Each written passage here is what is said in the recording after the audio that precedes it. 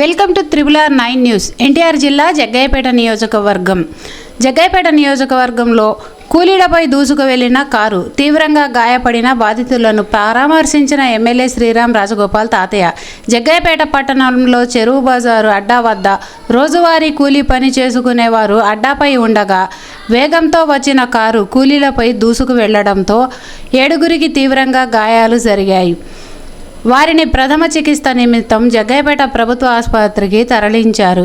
విషయం తెలుసుకున్న స్థానిక శాసనసభ్యుల వారు శ్రీరామ్ రాజగోపాల్ తాతయ్య హుటాహుటిన ప్రభుత్వ ఆసుపత్రికి చేరుకొని వారిని పరామర్శించి సంఘటన వివరాలు తెలుసుకొని మెరుగైన వైద్యం కోసం వారిని విజయవాడ ప్రభుత్వ ఆసుపత్రికి పంపవలసిందిగా డాక్టర్లను సూచించడం జరిగినది.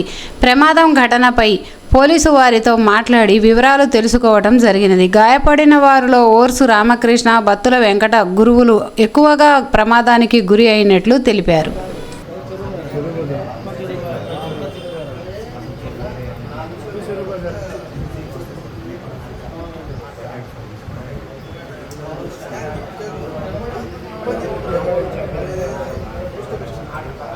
ప్రతిరోజు కూడా పొద్దున్న పని కోసం వస్తారు, కూడా ఆ జంక్షన్లో ఉంటారు. పొద్దున్న కారు మరి తప్పదాగి ఉన్నాడో ఏమో చాలా వేగంగా వచ్చి వాళ్ళ మీదకి వెళ్ళిపోవడం జరిగింది.